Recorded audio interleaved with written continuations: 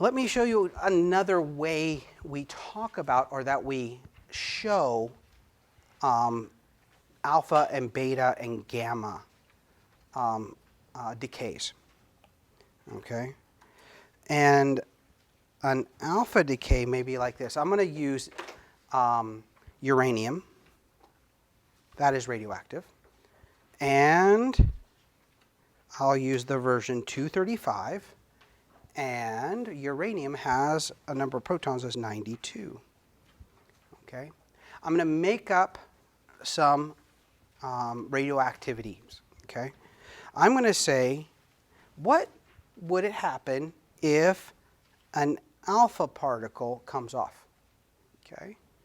And so an alpha particle, again, has 2 protons and 2 neutrons. How much weight does that represent? 4.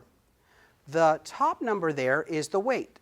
So it would go down from, starting at 235, it would go to what? 231. Okay. The alpha particle is made up of 2 protons and 2 neutrons. Okay. How many protons are lost when that piece falls off? 2. So it goes from the atomic number of 92 to the atomic number of 90. And if it's the atomic number of 90, what is the element it has now become? Just give me the letters. TH. Okay? That is what would happen. Okay? This is called the parent. This is called the daughter. Okay? So it starts off as a parent and it creates a daughter. All right? So I would define what the radiation is. Okay? I'll tell you which one it is. I won't ever ask you to predict what it is. Okay? Now, we also could have uranium. That weighs 235. And I can say it might undergo a beta decay. Okay. Now, in a beta decay, a negative electron falls out, and it takes away a neutron, and it adds a proton. Because the neutron is neutral, I throw away the negative, I'm left with a positive. So, what happens to the number of neutrons in a beta decay? It goes up to 93. And what happens to the mass? If I lose something that weighs and I gain something that weighs, it stays the same. But when I get to 93, I'm at a different element, and on the chart is NP, called neptunium, although you don't need to know the name. So that would what would happen if a beta decay occurred with that nuclide. Okay. The last one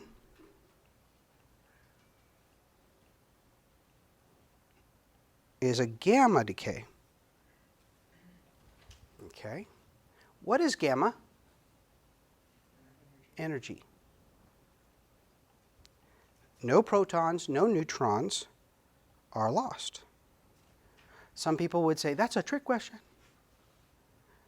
Because you can't see the gamma decay in looking at the beginning and the end. Okay? It only loses energy. And so it starts off and it ends up being exactly the same.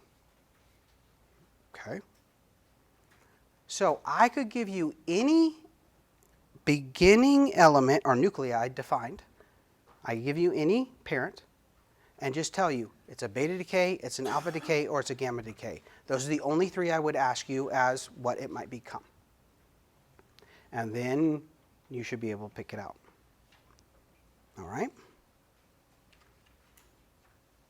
Now, here's the thing about radioactive material. It's unstable, right? And it breaks apart. The problem is it never breaks apart once and is perfectly fine. Okay? What happens is the elements will break apart and then break apart and then break apart in a series of breaks until it eventually ends up being stable. Okay? And so these are called radioactive series. Now, one good thing about radioactive series is that every radioactive element, the series is known. We don't have to find that out. Okay? So we can always look it up. But some of these series take very long times to do. And so here is one series that looks horrible, okay? But it's not as bad as it looks, okay? Now, I know it's on the little slides, but I also gave you a big sheet because it's so small. All right. This is uranium that weighs 238. That's different than the one I just gave you an example. It's another nuclide, okay? In this chart, if the arrow goes down, okay, right here, indicated, it's an alpha decay. Loses 2 protons and 2 neutrons. So it loses 4 mass and it loses 2 protons. If by chance the arrow goes up, that's a beta decay. For this to start out as uranium, it takes a lot of decays to get to something that is stable, and this is lead that weighs 206. That's where it's going to end up, and by that moment in time, it is stable. Okay? So let's see what happens. Here's an alpha decay. What we said was the weight goes down by 4, 238 to 234. Okay, that checks out. And the number of protons goes down by 2, 92 to 90, and it becomes thorium. That's perfectly what we had seen. The only difference is when I go this direction is a beta decay. And I said beta decays, the mass doesn't change, right? But I add 1 proton. When I add 91, I got to change with the element. The next decay, it's still not stable, is a beta. Weight didn't change, but number of protons went up. Take a look. It went from uranium and to uranium. But is that one the same as this one? No. After all is said and done, it weighs less. Okay? Still not stable. Alpha decay, 4 less mass, 2 less protons. I'm at thorium again. I just have to look up and see which letters to put. Alpha, 4 less in mass, and 2 less in the protons, another element. 4 less in mass, 2 less in protons, another element. So what would you expect the mass for this one, next one to be? We lose how many? We lose 4, and it becomes 218. Because an alpha decay is minus 4 mass, minus 2 protons. And a beta decay is a plus 1 proton. And the mass is the same. Okay, and so what is the number of protons now? 84. If you go to the periodic table, number 84 is PO. That's good. Okay. Now, some issues. When you get right here, what happens? It looks weird. They could go through a beta decay, but it could go through an alpha decay. Now, this series represents if 100 were here, then 100 go there, and I go all the way down. When I get to this, there's a distribution. 20 might go that way, and 80 might go this way. Okay? And so, but they all end up here. So as you go through and you look at each condition, this is a good check. If it comes up to the same number here, you know you're doing it right. If it doesn't, you're doing something wrong.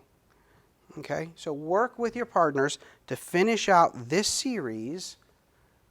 And what we're doing is we're just practicing predicting if an alpha decay occurs, what happens? If a beta decay occurs, what happens? It isn't the series that I want you to understand. I just want you to try to do alpha decays and beta decays and what it would turn into being. All right. So if we continue this series, the next drop is an alpha decay. That means the weight goes down to 214, and it would be 82. Okay. Here's a beta decay, 83 with 214. And if I go the beta decay, 214 and 84. But if I go down this direction, I would go 210 and 81. And if I go this direction, it would be 210 and 83. Now I got to check this. Is this good? All right. 214. 82. Thank you. 82. There. All right. I would have checked it. 214 goes to 210. That's good. 82 goes 84 goes to 82. Okay, that's good. Then going up with a beta decay, 210 and 83. And then 210 and 84. And the last is an alpha. It goes to 206 and 82. And that one, by chance, is stable. Okay?